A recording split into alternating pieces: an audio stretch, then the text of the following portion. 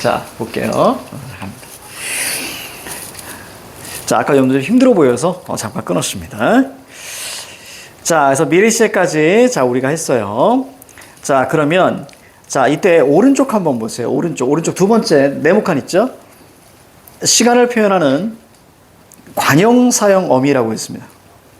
자, 동사와 결합할 때, 자, 과거, 니은, 던, 자, 현재는 는, 자, 리을을, 그래서 읽은 책, 자, 관형사형 어미가 붙었을 때도 뭐 할 수 있다? 시제를 표현할 수 있다는 얘기예요.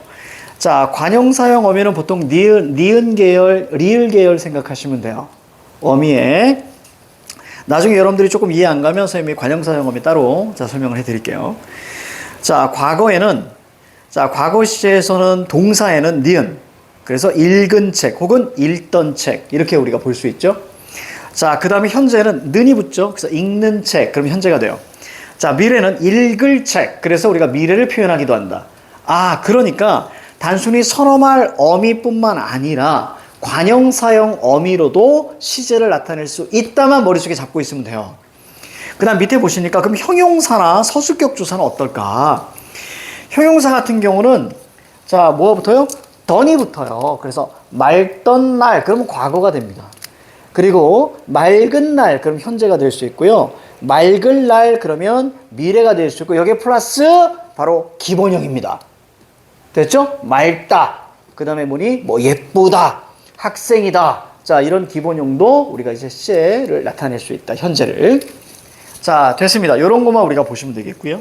자, 밑에 하나가 더 있죠. 시간 부사어. 자, 동작과 상태의 시간을 나타내는 부사어입니다. 어제, 오늘, 지금, 내일. 자, 이런 것들 다 부사어, 부사이면서 부사어입니다. 이 당연히 시제를 나타내겠죠. 그렇지? 자, 그 다음에 왼쪽에 한번 보세요. 왼쪽에. 이제 우리는 상을 배워야 돼요. 상. 동작상입니다. 시간의 흐름 속에서 자, 동작이 지속되고 있는지 완전히 끝났는지를 보여주는 시간 표현이에요. 그러면 지속되고 있는지 그 밑에다가 진행상이라고 적어보세요. 진행상.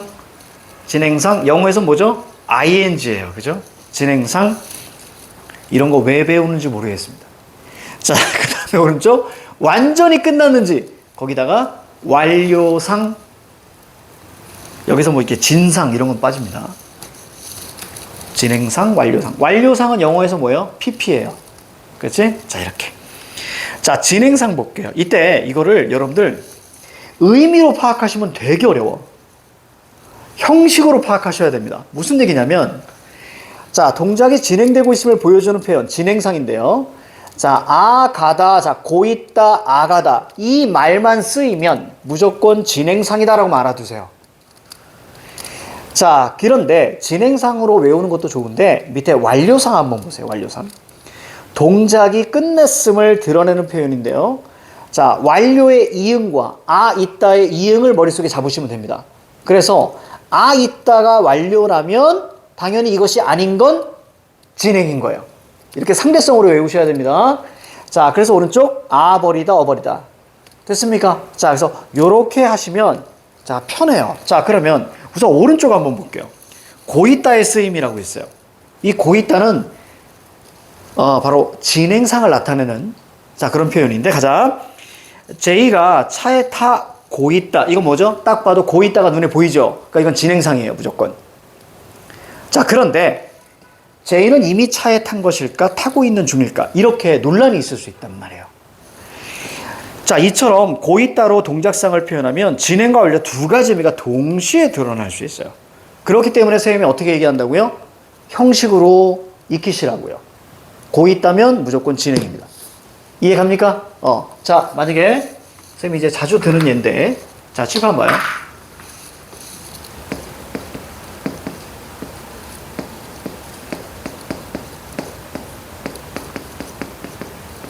자, 이런 표현이 있다고 진짜.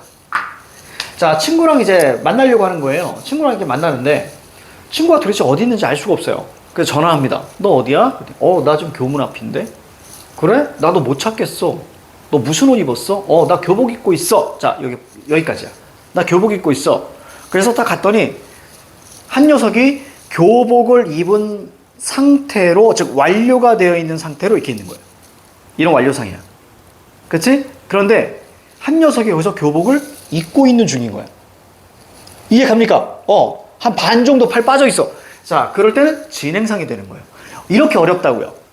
자, 따라서 선생님이 어떻게 이해하라 그랬어요? 자, 뭐 형식으로 이해하시라고요. 고이 있다가 있으면 무조건 뭐라 그랬습니까? 그래요. 이렇게 잡으시라고요. 이해 갑니까? 무조건 형식으로 보셔야 돼. 자, 그럼 왼쪽에 볼게요. 진행상. 자, 제이가 하마터면 게이로 읽을 뻔했어. 자, 제이가 운동장을 뛰고 있다 이렇게 했어요. 고 있다가 눈에 들어오니 진행상인 거예요. 그럼 질문. 시제는? 현재. 그렇지. 그래서 현재 진행상. 이렇게 우리가 판단을 내리셔야 됩니다. 알겠지? 현재 진행상. 자, 오른쪽에 제이가 의자에 앉아 있다라고 돼 있어요. 있다가 눈에 들어요. 자, 완료의 이응. 됐습니까? 그래서 있다. 자, 그러면 있다니까 뭐죠? 완료상이에요. 시제는?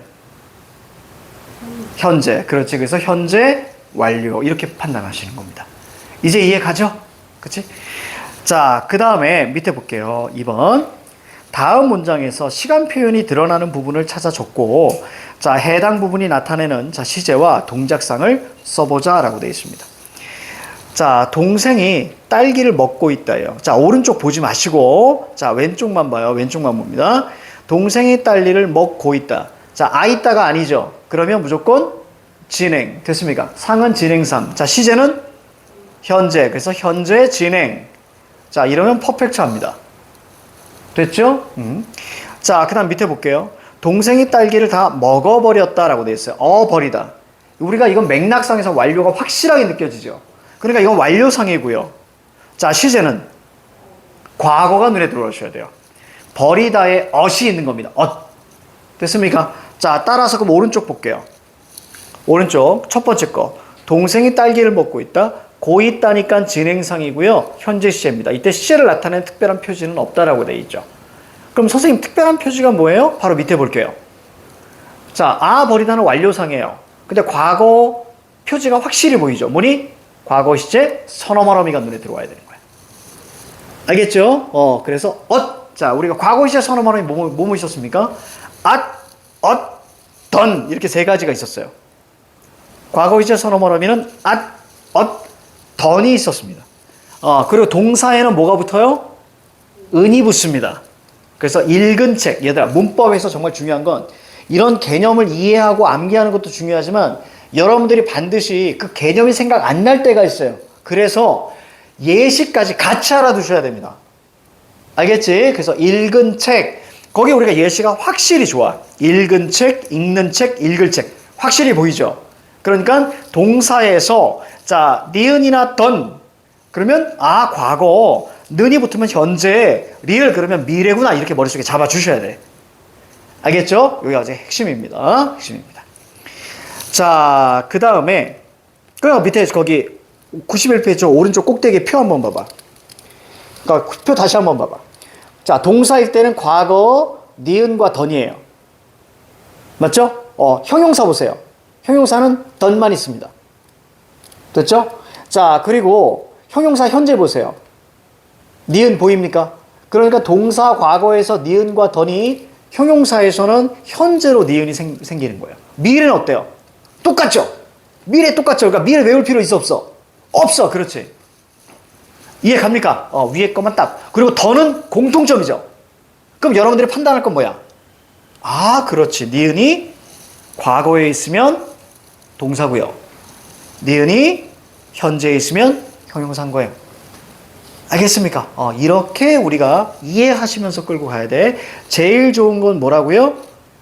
읽다와 막다. 이 두 개. 읽다와 막다를 머릿속에 집어넣으세요. 그러면 생각이 나지 않더라도 떠오를 겁니다. 읽다, 막다. 됐죠? 이거 이번에 음원 변동에서 중요했잖아. 그렇죠? 리을 기억 같은 경우는 뒤에 걸로 발음한다고. 리을 가면파. 그래서 선생님이 이렇게 가르쳤었는데, 뒤에 걸로 발음하는 거예요. 자, 2번 문제. 자, 시간 드립니다. 시작.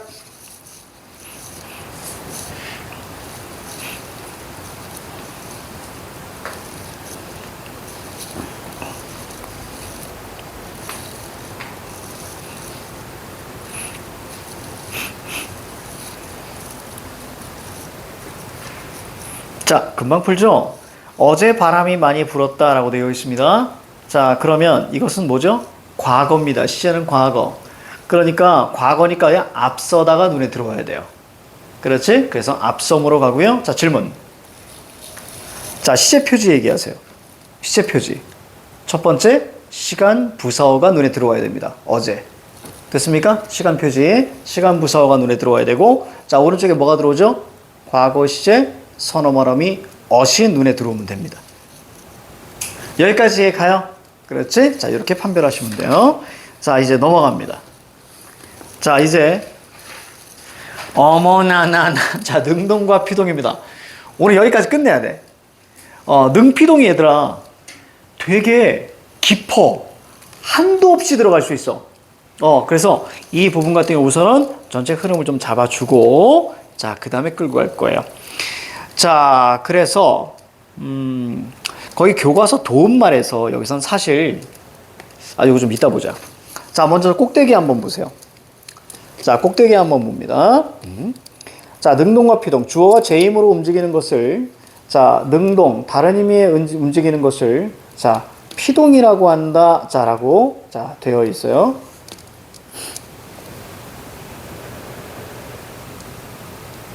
여기 피동만 나왔어. 근데 장담하는데 여러분들 사동도 배울 거예요. 사동도 배울 겁니다. 여기 지금 책에는 피동만 나와 있거든요. 부강을 우리는 우습게 볼 수 없습니다.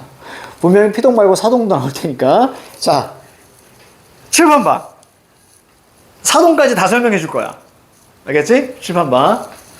이것도 아마 중학교 때 배웠을 거예요.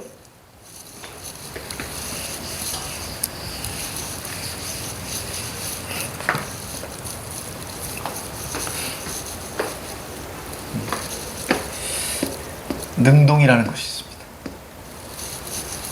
능동이라는 것은 주체가 제 힘으로 직접 하는 걸 능동이라. 이게 적지 마. 선생님이 찍을 시간 줄게. 알겠지? 찍을 시간 줄게. 자, 능동은 주체가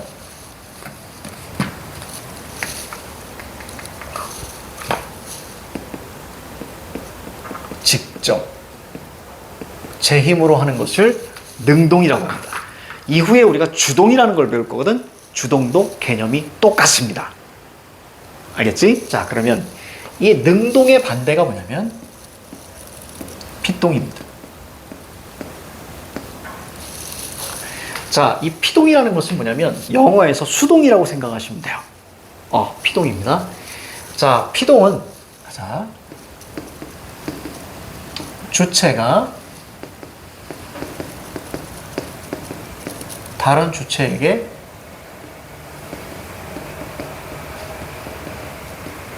당하다라는 의미예요. 그러니까 주체가 몇 개 나와야 돼? 2개 나와야 돼. 여기까지 가죠. 자, 그래서 이걸 만드는 방식은 2가지 방식이 됩니다. 만드는 방식은 2가지 방식이에요. 그래서 피동문으로 만드는 게 좀 중요한데, 자, 그러면 피동문으로 만드는 방법, 즉 how의 포인트를 잡으셔야 돼요. 자, 2가지로 끌고 가셔야 돼요. 선생님이 아까 책을 유심히 본 이유는 이게 교과서마다 조금씩 달라요. 거지같이. 이 교과서 말고도 여러분들 학교에서 학습지를 주잖아? 거기서도 다를 거예요. 그래서 기본으로 선생님이 좀 가는 거야. 자, 이건 뭐냐면 파생적 피동이라고 있습니다. 자, 피동사를 만들어야 되는데 파생이라는 건 접사가 붙으면 파생이에요. 다시 이렇게만 얘기할게. 접사가 붙으면 파생입니다. 접사가 붙으면 파생이야. 나중에 우리가 그것도 좀 자세하게 좀 설명해 줄게. 다시 접사가 붙으면 파생. 접사의 개념이라는 것은 뭐냐면 설명해 줄게. 자, 접사 하나만 설명해 줄게.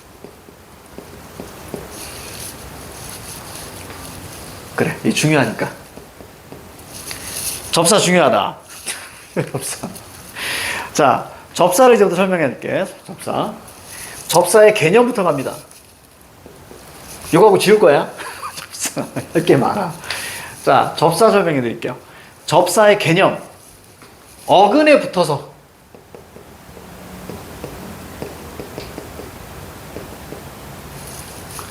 어근에 붙어서 특별한 의미를 추가하는 거예요. 그럼 이 추가와 똑같은 말이 뭐냐면 한정이라는 말이에요. 그래서 수많은 의미 중에서 잡았다. 이해가죠? 이게 바로 한정입니다. 한정시킨 겁니다. 그래서 저걸 의미를 추가한다라고 보시면 돼요. 이게 개념이에요. 자, 어근이라는 것은 뭐냐면 말의 중심 뜻이죠. 자, 그럼 여기 좀 뻗어나가 볼까? 많은 친구들이 가장 많이 헷갈려 하는 게 뭐죠? 어근과 어근접사와 어간어미가 헷갈려요. 이렇게 얘기하는 경우가 되게 많아. 그러면 어근접사가 큰 개념이냐, 어간어미냐가 큰 개념이라고 우리가 잡아주면 돼요. 자, 나왔으니까 선생님이 설명해 드릴게요. 이쪽에다가 자, 보세요. 단어가 있습니다. 나중에 단어 형성 방법에서 배우는 건데 단어 이꼴 우리는 이 녀석은 품사다라고 이해하셔도 무리가 없습니다. 그러면 이 품사는 자, 당연히 우리 알고 있어요. 체언에는 명사, 대명사, 수사가 있을 것이고요. 자, 그리고 우리가 수식어에는 자, 지금까지 배운 거 여러분들 내가 좀 조금 이렇게 환기시켜 주는 거야. 자, 수식어에는 관형사와 부사가 있을 것이고요. 자, 그 다음에 독립언이라는 것이 있고요. 이건 감탄사. 그 다음에 관계언이라는 조사가 있을 거예요. 이때에 정말 중요한 용언. 자, 용언에는 동사와 형용사가 있겠죠. 즉, 여기 있는 모든 단어는 그냥 후려쳐서 어근과 접사로 이루어져 있다라고 생각하셔도 돼요. 이해가니? 물론 관계어는 따로 빼도 괜찮지만 우선 기본적으로 이해시키기 위해서 말씀드리는 거야. 모든 단어는 어근 혹은 접사로 구성이 되어 있어요. 여기까지 이해가지? 물론 관계어는 빠집니다. 관계어는 조사로 따로 빠지지만 하지만 하나의 어떤 단어입니다. 이렇게 보는 경우도 많죠. 그래서 품사 안에 들어가 있는 거예요. 자, 어근과 접사로 다 구성이 되어 있어요. 이때에 얘만 다른 것들과의 가장 큰 차이가 뭐냐면 이 녀석은 활용이라는 걸 한단 말이야. 얘만 가변화야. 다른 애들 안 변해. 그러니까 얘만 활용하는 걸 이야기해 줘야 돼. 따라서 얘만 뭐가 되는 거예요? 어간과 어민 거예요. 자, 그럼 봐봐. 그럼 내가 질문 던질 거야. 어근 접사가 큰 개념이야? 어간 어미가 큰 개념이야? 어근 접사가 큰 개념이지. 이해 가요? 어근 접사가 졸라 큰 개념인 거야.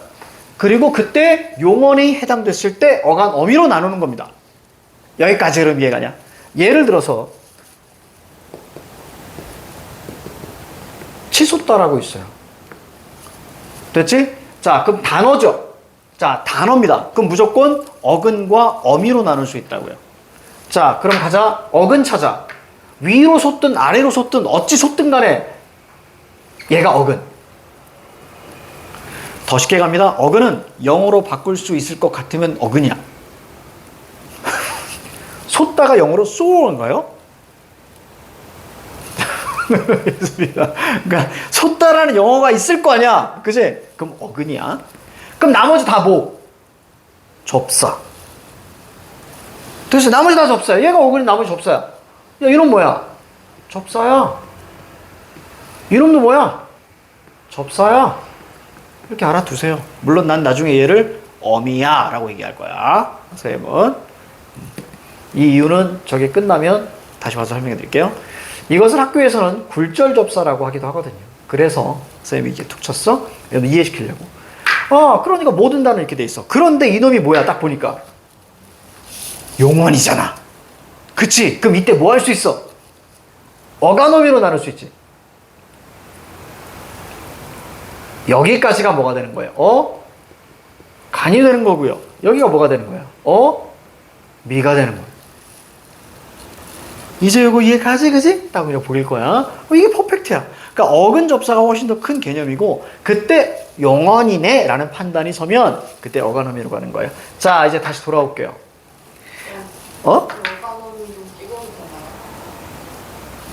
찍으세요. 네. 이따가 찍어. 야, 아직 안 지울 거야, 얘들아. 선생님 지운다 했잖아. 그때 내가 얘기해 줄게. 아직 안 지울 거니까. 요거 이제 이해 가죠? 동그라미가 좀 작긴 한데 이해할 수 있지? 그래서 오늘 수업이 중요했어. 오늘 수업 무조건 왔어야 했어. 나머지를 이제 조금씩 하면서 해나가면 되거든. 자, 가자. 나중에 그것도 한번 물어볼 거야, 너희들. 평일날 언제 시간이 되는지.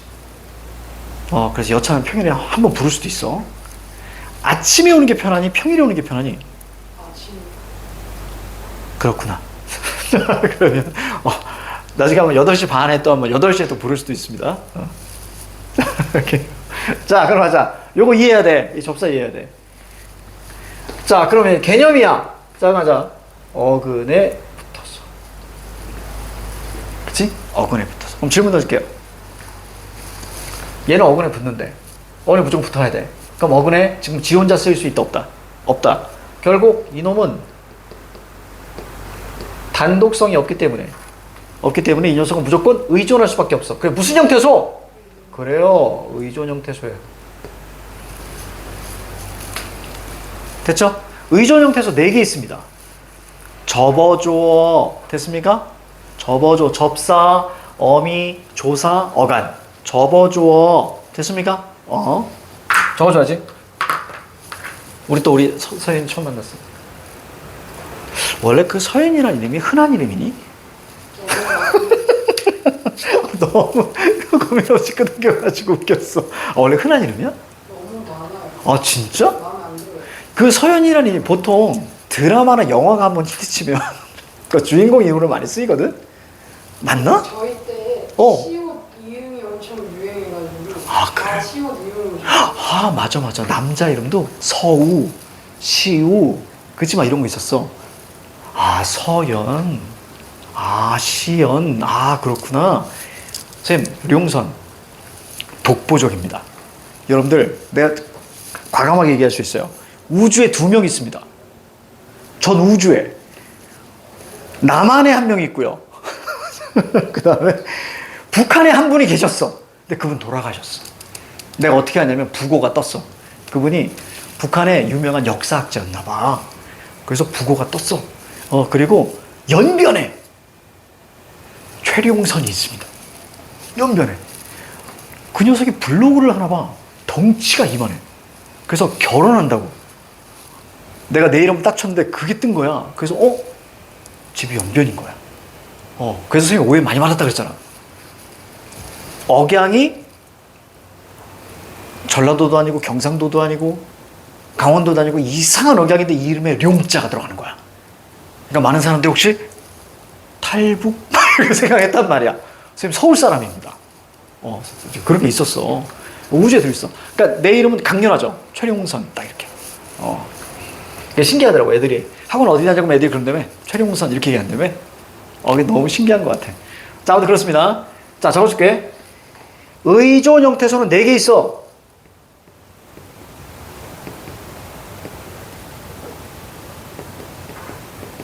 이렇게. 그쵸? 접어주어! 이렇게 우리가 하시면 되겠죠? 뭐예요? 접사, 어미, 조사, 어간. 그러면 여기에서 얘를 우리 뭐라고 해요? 그래요, 형식 형태소예요. 적어주세요. 그치? 그러면 접사, 어미, 조사. 됐죠? 이렇게 하는 거야.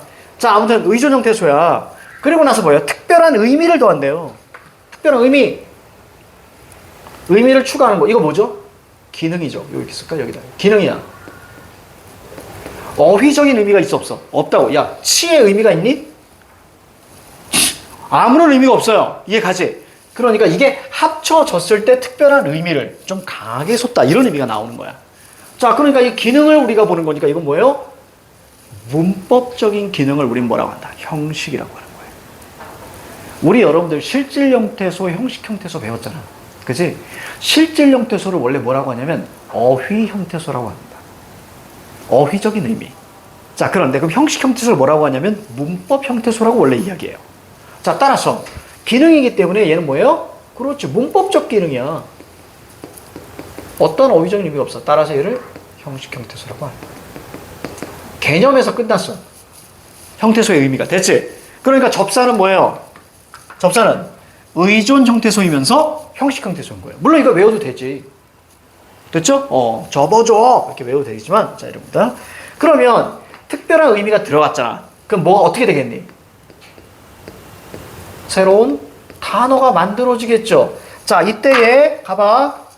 여기서부터 어근에 붙어서 특별한 의미를 추가하는 요 과정을 뭐라고 하냐면요. 파생이라고 하는 거예요. 이제 이해가 갈 거예요. 그럼 더 쉽게 갈까요? 접사가 붙으면 파생이에요. 됐지? 접사가 붙으면 파생이야. 그래서 만들어진 단어를 우리는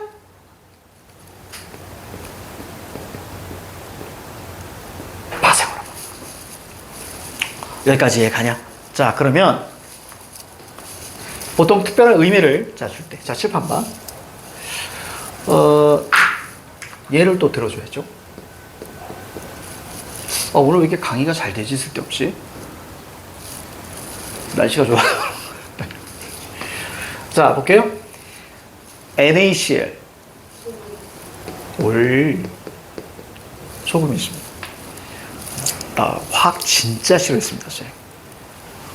카칼라 마라철리 막 이렇게 외우고 그랬어. 그래서 마그네슘 막 이렇게. 소금 플러스. 자, 얘 어근이죠? NaCl, salt라는 의미가 있으니까 어근이에요. 자, 뒤에 뭐가 붙어? 그래요, 쟁이가 붙어요. 자, 얘는 뭐죠? 접사인 거예요. 접사가 붙으니까 새로운 단어가 만들어집니다. 소금, 쟁이라는 벌레가 만들어지는 거예요. 이해가죠? 이런 걸 우리는 파생이라고 하는 거예요. 근데 내가 이걸로 끝낼까? 아니요. 이런 접사를 나중에 우리는 한정 접사라고 배울 건데 접사에 또 다른 기능이 있어요. 가자. 접사의 기능 중에서 뭐가 있냐면 뭘까? 이거 안 했었나? 품사를 바꿔줍니다. 그리고 문장 구조를 바꿔줍니다. 그것까지 알고 있어야 돼. 품사. 그치, 기억나지? 그래. 이런 게 중요한 거야. 앞으로 여러분들 수능 볼 때까지 한 6, 7번 듣게 될 거야. 그래야 외워지는 거니까. 자, 그 다음에 문장 구조를 트랜스라는 것은 바꾸다 이런 뜻이야. 바꾸다 자체가 쓰기가 귀찮아가지고 쌤이 TS 이렇게 하는 겁니다. 트랜스젠더 성을 바꾸다. 자, 품사를 바꿔줍니다. 얘 한번 볼까요? 자, 어떤 식으로? 원래 품사는 본질 바뀌지 않는데 접사가 붙었을 때 바뀝니다. 자, 볼까요? 이렇게 한번 볼까? 막다가 아니야. 여러분 좀 쉽게 가자. 지우다가 있습니다. 동사의 어근이야. 맞지? 지우다, erasure. 자, 어근. 선생님, 어간 아니에요? 똑같다고요. 그치? 우리는 지금 큰 개념을 가고 있는 거니까, 접사니까. 그치? 어근.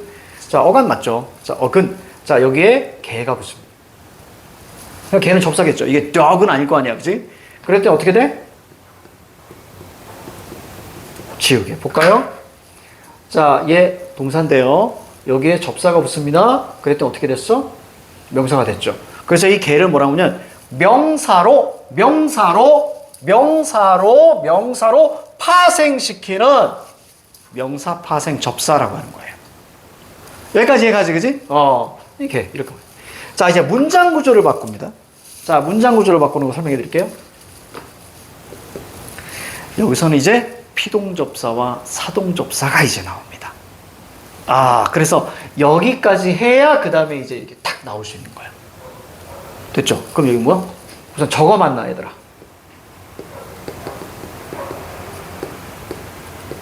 설명해 줄게, 이따가. 자, 이제 찍어!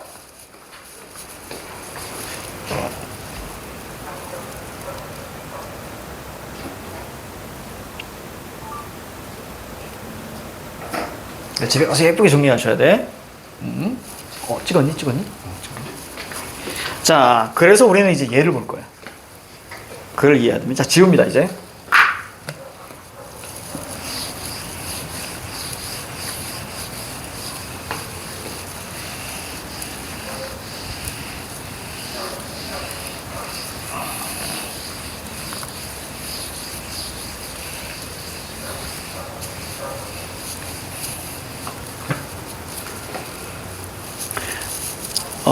이거 올릴 거거든요.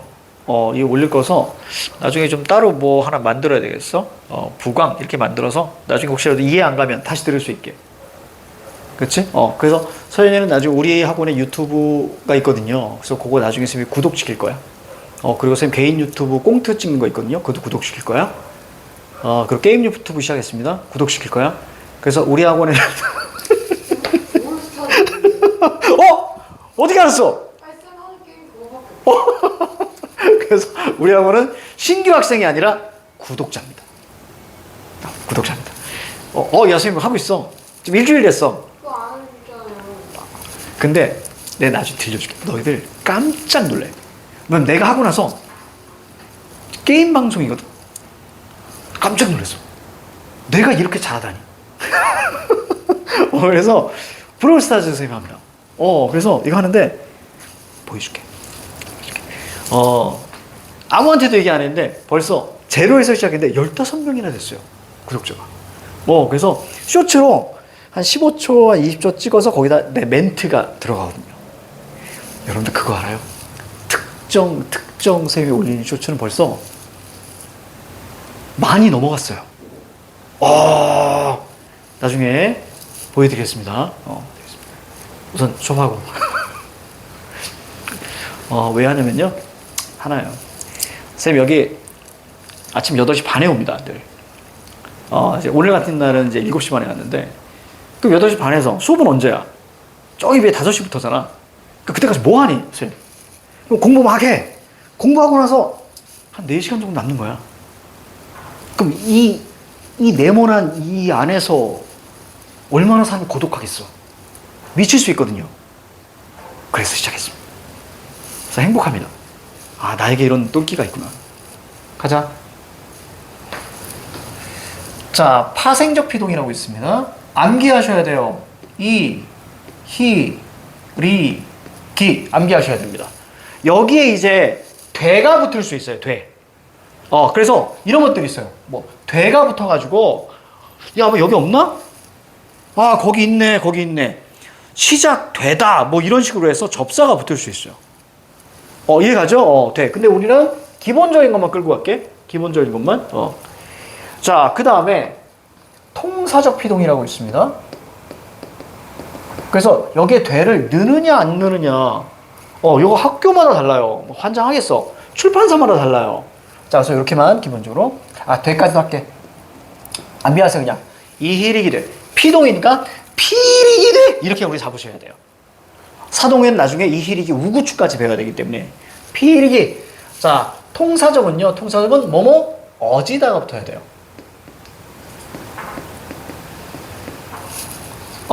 그리고 개되다. 이렇게 우리가 보셔야 됩니다. 이렇게 붙으면 피동문이 돼요. 자, 그럼 예를 들자. 대표적인 예를 우리가 여러분들이 잡고 있는 게 중요합니다. 여기다 적어야지. 경찰이 도둑을 잡다.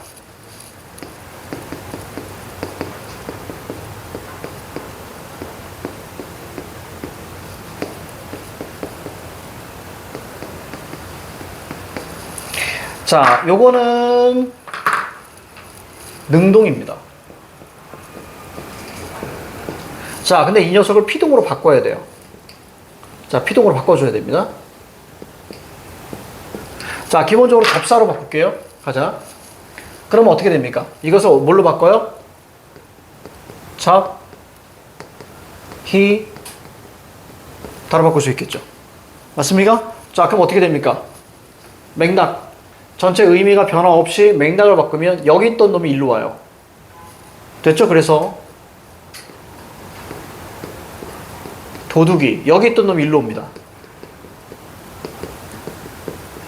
경찰에게 잡히다. 자, 이제 여기서 두 가지 포인트 봐야 돼. 먼저 여러분 문제에서 어렵게 나올 게 뭐냐면 능동에서 피동으로 바꾸거나 피동에서 능동으로 바꾸는 게 나올 거예요. 되게 어렵거든요. 어렵기 때문에 이거 자체를 머릿속에 잡아주는 게 제일 좋습니다. 예문 자체를. 따라서 그러면 이렇게 물어요. 그냥 선지에서 주어가 부사어로 바뀌니 이렇게 물어. 그러니까 예문이 없으면 머릿속에 안 떠오르는 거야. 그래서 주어가 뭘로 바뀌어요?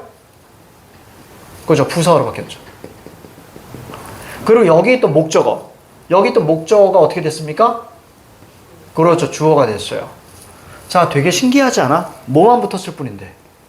그래, 희만 붙었을 뿐인데. 희만 붙었을 뿐인데 문장 구조가 바뀌었지. 아까 선생님이 접사 파트에서. 그치? 문장 구조가 바뀔 수 있다고 얘기했지. 그치? 저게 붙으면 이렇게 바뀌어버리는 거예요. 결국 잡다와 잡히다는 어때요? 다른 단어란 말이에요. 알겠지? 자, 이렇게까지 이해하시면 돼. 여기까지가 뭐냐면 피동입니다. 이때 아주 재밌는 거 하나 볼게요. 피동을 다 설명할까? 좀 시간이? 괜찮네. 자, 우리가 여기 이렇게 딱 봤을 때, 요걸 이제 바꿀 때에,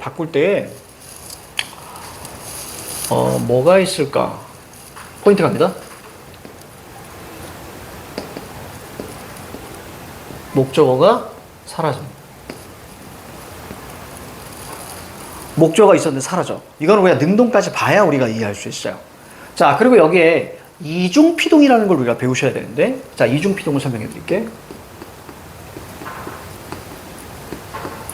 이중피동이라는 것은 보통 저기에 있는, 자, 이것은 우선 비문법입니다.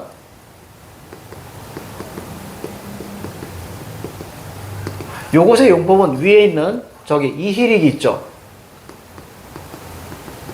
접사 플러스 어지다가 붙었을 때, 이럴 때 이중피동이라고 이야기합니다. 예를 들어서, 자, 요 녀석을 한번 끌고 갈게요. 자, 이렇게 쓴다고 치자. 잡혀지다.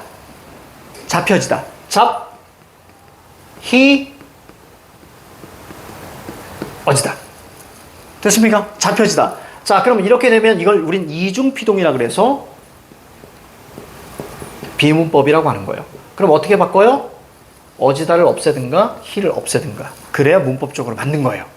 그럼 모두 마찬가지일까? 이 잘 되어지다, 이것도 이중피동이 되는 거예요. 우리가 제일 많이 쓰는 말이 뭐냐면 잊혀지다. 잊혀지다 한번 볼까? 잊혀지다. 자, 잘 봐. 자, 잊혀지다 한번 분석해 볼까요? 기본형이 무엇을 이렇게 무엇을 있다. 그렇지. 됐죠? 그 다음 it, he, 어지다. 잊혀지다. 우리가 되게 많이 쓰는 말이잖아. 이거 비문법인 거죠. 이거 이중피동이에요. 자, 그러니까 이걸 우리가 어떻게 바꿔야 돼요? 잊어지다. 이게 맞는 표현이고요. 잊히다. 이게 맞는 표현이 되는 거예요. 그러니까 이런 것도 우리가 좀 아셔야 돼. 그렇다면 하나만 더 볼게요. 수학 공식이 잊혀지다. 익혀지다.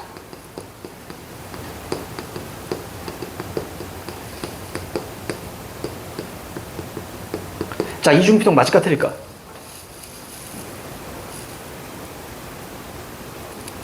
이중피동이 아닙니다.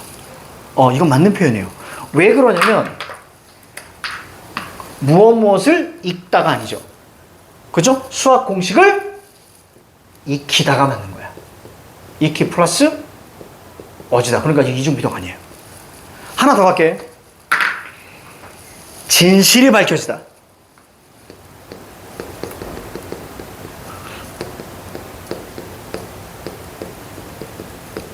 자, 이중피동인지 아닌지 봐. 됐습니다. 진실을 밝히다. 그렇지. 이게 맞는 거죠. 그러니까 이중피동 아니야.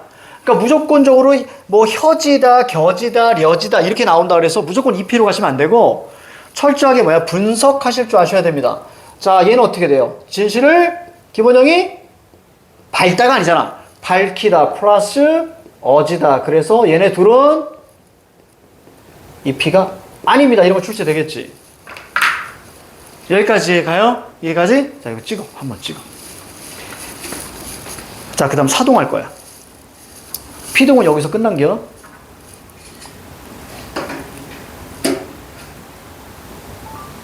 됐어. 동영상 아니야? 아니, 사진이에요. 그래? 소리가 독특하다. 자, 요 지웁니다. 예, 지울게요. 잠깐만.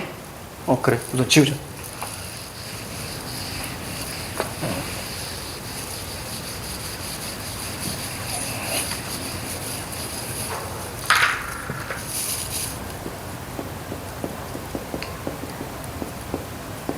안 된다고요. 자, 지금 이거 배웠어. 자, 이제 사동 가자. 사동. 이걸 왜 안 지웠는지 이제 보여드릴 거야. 자, 능동과 똑같은 말을 우리 뭐라고 하냐면 주동이라고 합니다. 그러니까 능동, 주동 차이 없어요. 이해가지? 주동. 그럼 왜 능동, 주동 다르게 써요? 얘에 대한 차이로 그냥 어휘를 만든 것 뿐입니다. 능동, 주동 같은 말입니다. 알겠죠? 얘도 주어가 직접 제 힘으로 하는 거예요. 그러면 이 주동의 반대가 뭐냐면요. 사동입니다. 자, 이 사동이라는 것을 보시면 사동은 똑같이 할게요. 그래야 큰 흐름이 이해갑니다. 주체가 다른 주체에 시키다예요. 이런 의미로 가게 됩니다. 자, 그렇다면 여기 사동문으로 만들어야겠죠? 그래야 큰 흐름이 보일 거야. how. 마찬가지로 두 개로 가겠죠. 자, 먼저 파생적 사동합니다. 자, 뭐지? 이 hir이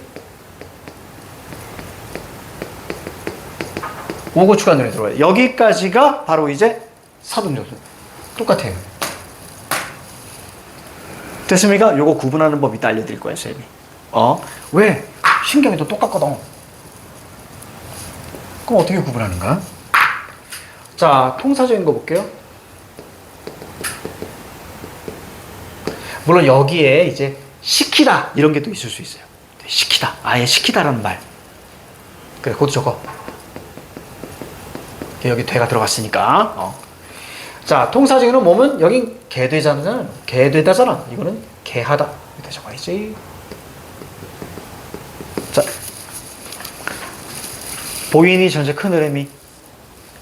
전체 큰 흐름이 보이지? 그치? 그래서 피똥만 따로 배워도 안 되고 사똥만 따로 배워도 안 되고 이렇게 큰 흐름 속에서 끌고 가야 돼. 그래야 여러분들이 도식화가 돼서 머릿속에 남는 거야. 이게 중요해. 자, 그럼 가자. 주동, 여기선 사동은 두 가지 의미로 가셔야 돼요. 두 가지. 목적어가 있는 주동을 바꾸는 거, 목적어가 없는 주동을 바꾸는 거.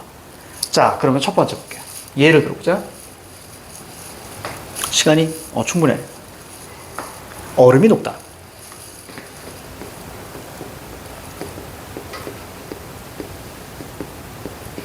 자, 이거 주동입니다. 자, 그럼 이 주동을 이제 뭘로 바꿀 거예요? 자, 사동으로. 자, TS 해보자. 자, 그러면 얼음이 녹다예요. 자, 이거 어떻게 바꾸냐면, 자, 밑에 사동사 바꿔줘야죠. 녹, 이, 다로 바꿀 수 있어요. 자, 그러면 바로 무엇을 녹이는 거야? 뭘 녹이는 거예요. 그러면 주체가 빠졌어요. 즉, 그래서 제일 중요한 게 사동에서는 뭐야? 주체가 다른 주체를 시키는 거잖아. 그렇지? 자, 따라서 어떻게 되는 거예요? new 주체를 만들어주는 게 사동의 핵심. new 주체. 누구로 할까? 철수로 할까? 그렇지. new. 됐습니까? 이렇게 만들어줘야 돼요. 자, 그렇다면 가자. 여기 있는 주어가 뭐가 되니? 목적어가 된다는 게 중요합니다. 자, 그 다음 하나 더 볼게요. 어이구. 엄마가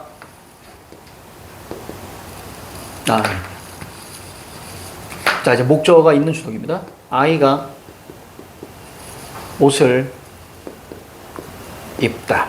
목적어가 있는 주동입니다. 주동. 자, 사동으로 바꿔. 가자. 자, 아이가 옷을 입다라고 되어 있어. 자, 그러면 얘 어떻게 바꿀까? 입,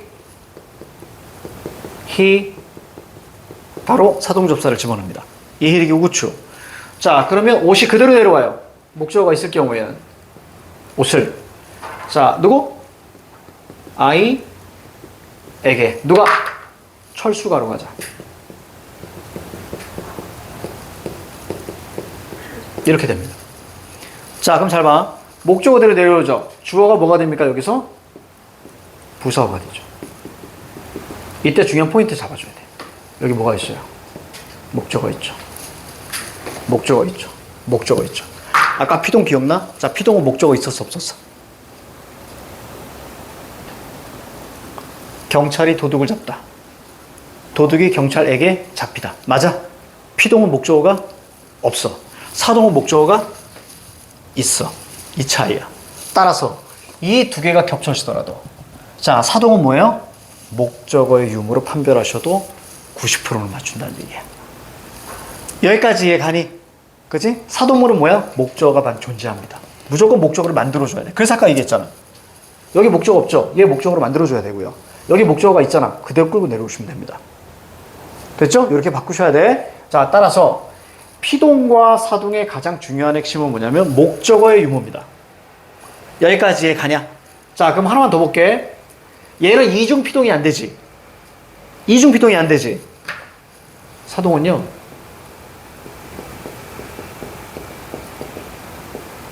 돼요. 자, 예를 한번 보여줄게. 재우다라는 것이 있어. 자, 기본형 얘기해봐. 기본형. 자다죠? 자다 플러스 이 플러스 우 플러스 다 이중사동이 됩니다. 이해가니? 그치? 이히리기 우구초.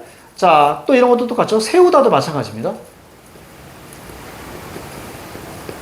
자, 가볼까요? 자, 세우다 갑니다. 기본이 뭐야? 서다 플러스 이 플러스 우 플러스 다 이중사동이 가능해요. 자, 여기서 이거 찍어봐. 이거 흐려칠게. 자, 찍어봐. 집에 가서 예쁘게 정리하시면 됩니다.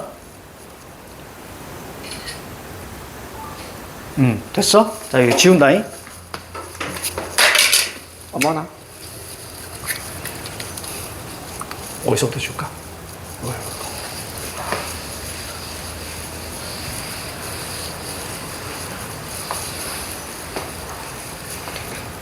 자, 따라서 가장 중요한 핵심이 뭐냐면, 자, 저 후려쳐 볼게요. 여기 피동이 있어요. 자, 여기 사동이 있어요. 둘의 기준. 자, 먼저 우리가 뭘로 볼까? 이중. 얘는 안 되는데 얘 됩니다. 됐죠? 이해가죠? 자, 그 다음에 또 뭘까? 목적어입니다. 목적어. 얘 없는데 얘는 있습니다. 여기까지 그럼 확실하게 눈에 들어올 거야. 그지? 확실하게 눈에 들어오죠? 자, 그래서 요게 우리가 피동사동이에요. 물론 여기에 또 여러 가지 추가시킬 수도 있어요. 예를 들어서 이런 거야. 한 가지만 얘기할게. 너무 길어지니까. 자, 예외 파트 한번 볼까요? 뭐 되게 많지만 우선 딱 하나만 얘기할게. 나중에 프린트해서 좀 자세히 들어갈게. 예를 들어서 여러분들이 철수가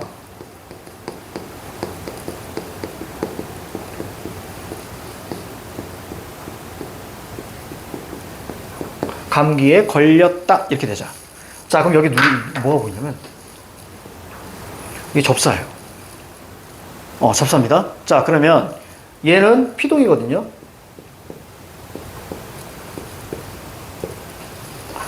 자, 능동으로 바꿔봐. 능동으로 바꾸자. 그럼 어떤 식으로 바꾸나 봐봐. 머릿속에 뭐가 떠올랐어야 돼, 아까? 경찰이 도둑을 잡았다. 됐죠? 도둑이 경찰에게 잡혔다. 됐어요. 그럼 여기 부사어가 뭐가 돼야 되니? 주어가 돼야지.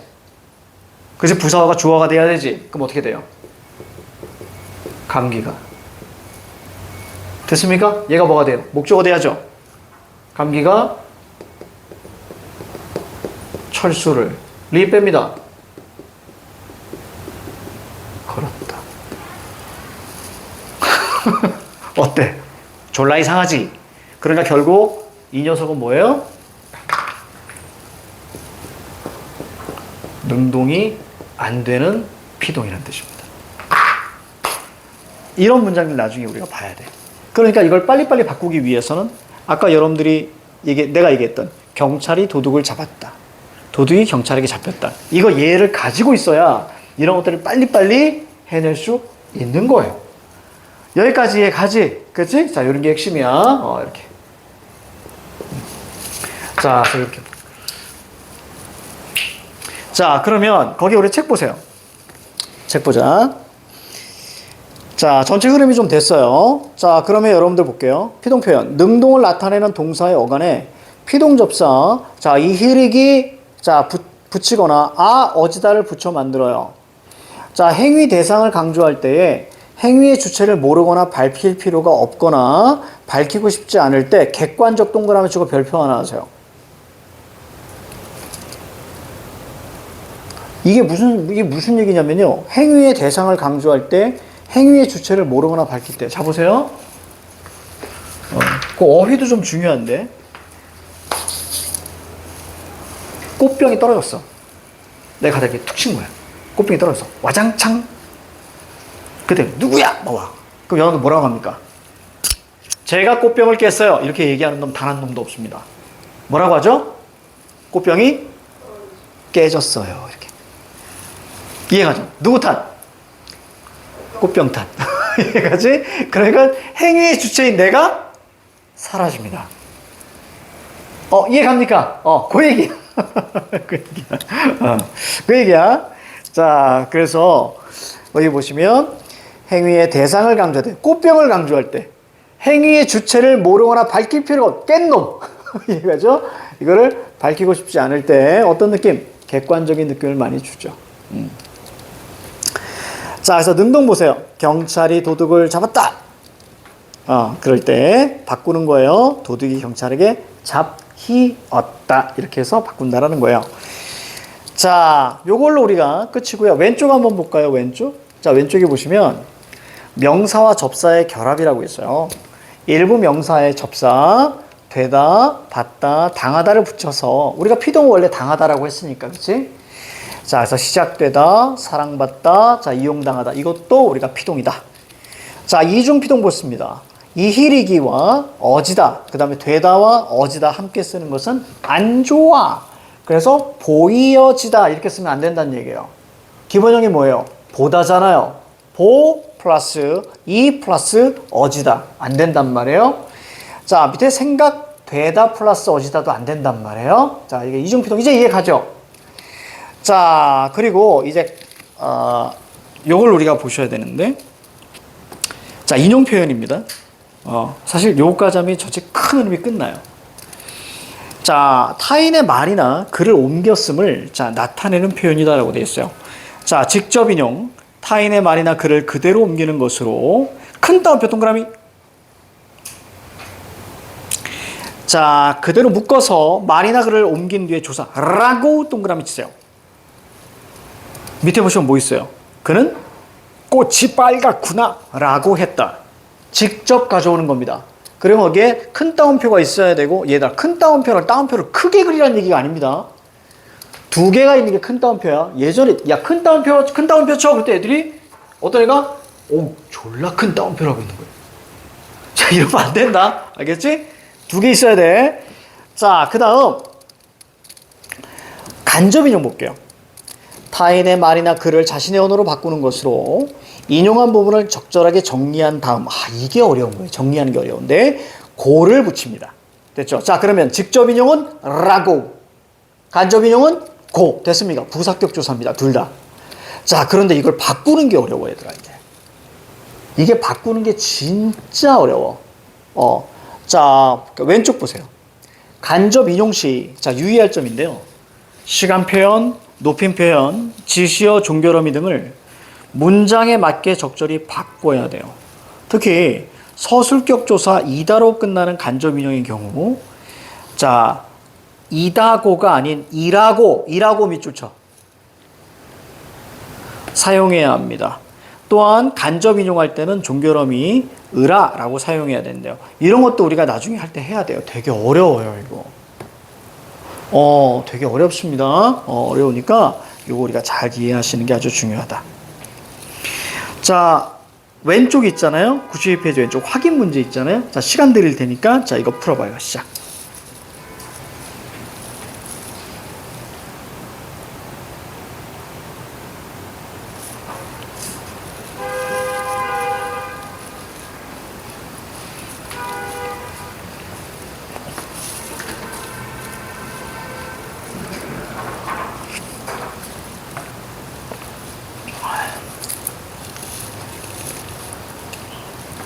자, 됐습니다. 정답은 3번이죠.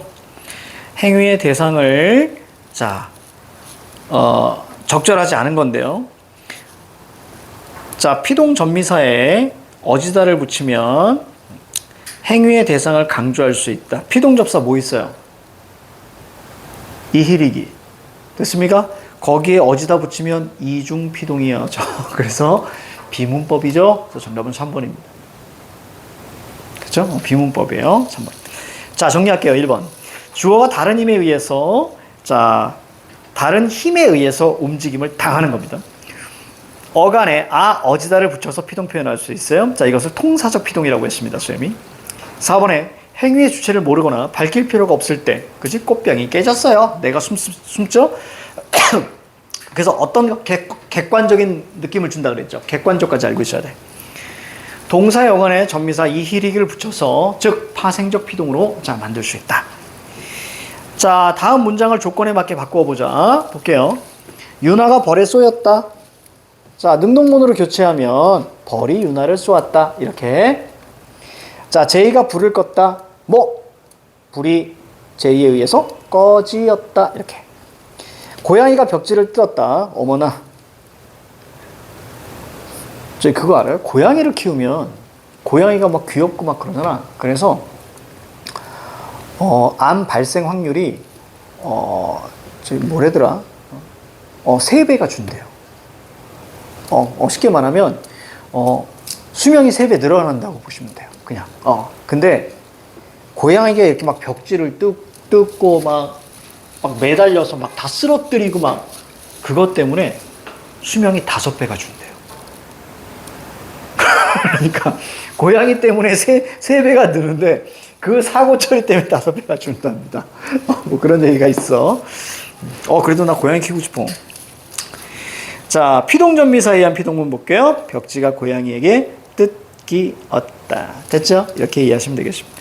자, 2번 다음 문장에서 인용 표현을 찾고요. 자, 밑에 갈까요? 연호가 집에 가자고 했다.